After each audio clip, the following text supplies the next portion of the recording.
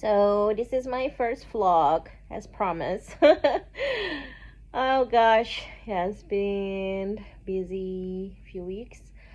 Um, well, let's start with the fun thing. Today I went and saw the new Jurassic Park, Jurassic World. It was okay. I mean, I only watch it for the dinosaurs. Storyline's always stupid. Um, and yeah, not a big fan of Scarlett Johansson. But the movie overall was okay. It's cheesy. It's very family friendly. But the dinosaurs were so cool. I watched it in the 4XD. So apparently, you don't need 3D glasses. But then there's just like special effects. Like it's shaking, there's air blowing, there's even water for like the whole entire movie. So if you're prone to motion sickness, probably you should not see it. But it was really fun. It cost like 17 US dollars, which I thought like wow, it's a good deal for people that are earning in US dollars. But yeah, so that was fun. They showed a preview of Wicked, the second installment that gonna come out this year. Pretty excited. Also, the new Conjuring. Apparently, they're making another Conjuring movie, which I really like. Sorry, my camera is like keep moving because I put this on the top of the couch. So yeah, I'm in Bangkok, staying in the hotel until Saturday, and then I'm gonna move to an Airbnb. Because I wasn't sure what I want to do, but then I realized like with my mental capacity and everything, I think I want to stay in Bangkok until at least maybe August 8th, and then I might go to Koh Samui, but I'm not 100% sure yet. I just want to go somewhere for my birthday. My birthday is on August 9th. Gonna want to go somewhere that is like the beach. You know, yeah. So I'm gonna be in Bangkok for a little bit. It's a nice city, just to chill. I'm so glad that weed is still legal, kind of. I was able to get some, so that's nice because I've been like waiting for it. I already got a massage. I got a facial. I got a head spa. It was just like that's what I come to Bangkok for, just to be pampered. I love it here for that reason. But yeah, I do miss Japan. It was really difficult to leave Japan this time around. Um, and some of you were like, "Oh yeah, cause now you have a partner, now you have a lover," and I'm just like, that's not even the point. I think seriously, like I'm probably like perimenopausing, because I've been like so emotional, more than usual, and then like I'm always feeling hot more than usual as well. But now coming to Thailand, it helps because in Tokyo was so hot, and I'm running hot, so it's just like not a good combination. And Bangkok right now is the rainy season, so it's not as hot. Actually, it's kind of nice. It's very tolerable, which is very surprising for me. But yeah, I think that's a problem. Like, I think I'm perimenopausing because I am, after all, 43 years old. I am not 30 anymore. So I'm gonna get it. I'm gonna talk to a gynecologist on the 19th because I also need to do some checkup. So yeah, we'll see what they said. I don't know how they detect that. It will be my first time. So if you have experience with menopause, let me know. Perimenopausing. I'm not in menopause yet. But yeah, living in Japan was so hard. Like, I never felt very at home. Not in terms of like people, like friends, and things like that. But it's more like how they run things in the country. I like things to be in order because if not, I feel very chaotic. So, for example, like I like it when people stand on the left sides in Tokyo at the escalator, and I'm still doing that wherever I go now. I like that people are not talking loudly or playing music or whatever in the train. It's so quiet. That's like the best thing ever. Because like in Southeast Asia, people will just talk, play music, whatever on their phone everywhere. I think Vietnam is worse than Thailand actually. Um, so yeah, so I like things like that. And I also like how people don't make small talk there. I don't like small talks. I know like everybody's like, but you're so social. But I don't like small talks. Like if you go into the taxi in Japan, they will just like they just say like, hey, uh Olivia san, and I say hi, and then this is like if you order Uber, and then they are confirming your destination, and then that's it. They just leave you alone. Since I got to Bangkok, most of the Grab drivers, they will be like, "Ah, Sawadika, where are you from? What are you doing here? How long are you here?" My gosh, it's just like so much energy. So I like those, and I love the food. Japanese food is the best, high quality of everything. Last time like I went back from Japan to Mexico City, I was having a hard time eating.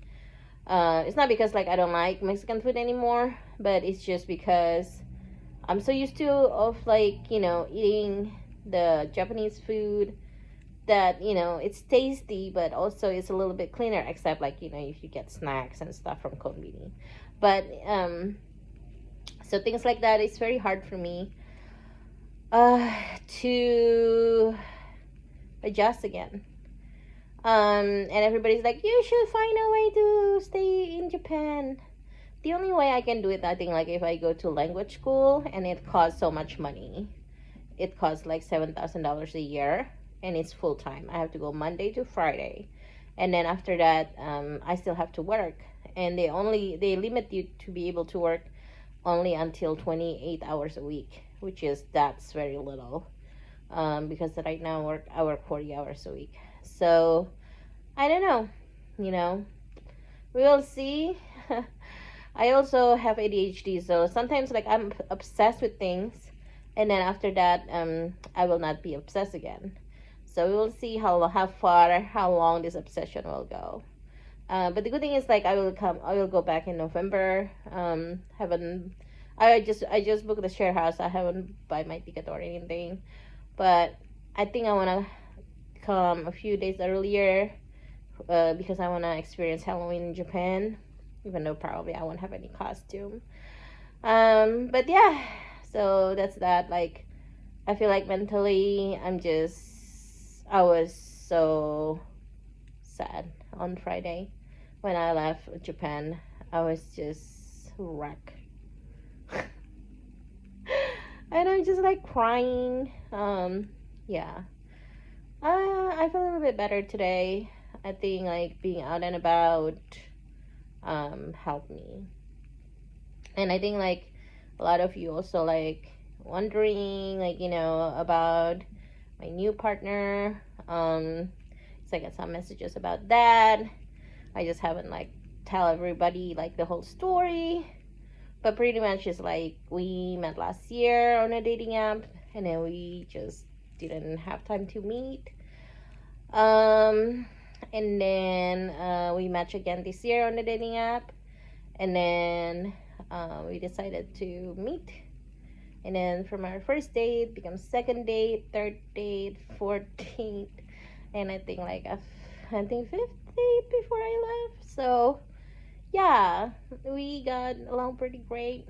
I think like it's hard for me to date as a nomad. Like I've been traveling for the past 4 years, and every connection that I have is just like casual, and very low bandwidth, just because I was working on myself, improving myself, and then I like making friends, building communities, do things with people. I love doing that. But then after 4 years, I realized that, maybe I'm ready to actually invest time, energy, emotions, feelings um, to other people, that more in the romantic connections. So yep. Yeah. Um, yeah, it's like I don't know, like I don't really talk about my love life as much in public just because I'm polyamorous, and a lot of people have this kind of like judgy misconception about polyamory.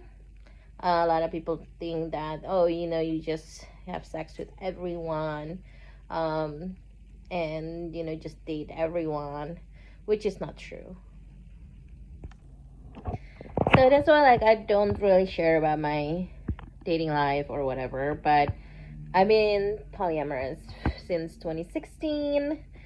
When I was married, we became polyamorous the last 4 years of our marriage, and it was good for so many reasons, you know, because I feel that I learned a lot about loving people, about boundaries, about how I like to be treated and how I should treat other people, how to love, and even as simple as what kind of partner do I want to have in my life, things like that. I'm not saying in monogamous relationship that's not important, but I feel in polyamory because there are multiple people, so you need to kind of consider a lot of things before you just like, oh yeah, I want to be partner up with this person, I want to be partner up with this person, because at the end of the day you don't have a lot of time and energy. So yeah, that's why like I don't really share mostly about my dating life. And besides, like the past 4 years, I've just been dating as a single person, pretty much kind of like a monogamous person, because I didn't have any partnership with any partners romantically. But yeah, so yeah, I'm excited for this chapter, and it was pretty interesting because the past couple fortune tellers, tarot card readers that I saw, they were all talking about how my love life is gonna be blossoming this year, and I thought like they're full of shit. Because come on, but yeah, but it looks like things are um not getting better, because it's not bad before, but it's just like it's gonna be more colorful for me. Yeah, I'm excited to meet people, get to know them, and see what happens. Anyway, thank you all for watching this, and thank you for your support when I was really sad. Your messages really, really helpful. Like, I feel so much love, and this is the problem, right? With me, it's like people think on the outside I'm like this strong, independent woman, bodied person. Or people that doesn't know that I'm non-binary. It's like, oh, you're not strong, independent woman. But I'm not. I'm very sensitive. I have feelings running through my veins 24/7, 365 days a year. Pair with like anxiety, ADHD, and mild depression. I used to be like depressed a lot, but since I left the US, I hardly got depressed, except this last time when I left Japan. It was very difficult for me to be back in that mental headspace again. But yeah, so hopefully things will get better. Yeah, thanks for watching this vlog. I will make more of this. I think this is helpful to update everyone that wants to know what's going on in my life, because sometimes I just don't have the bandwidth to text everybody, and talking about the same thing over and over again. So yeah, take care, everyone. Love you guys so much. See you at the next one. Bye.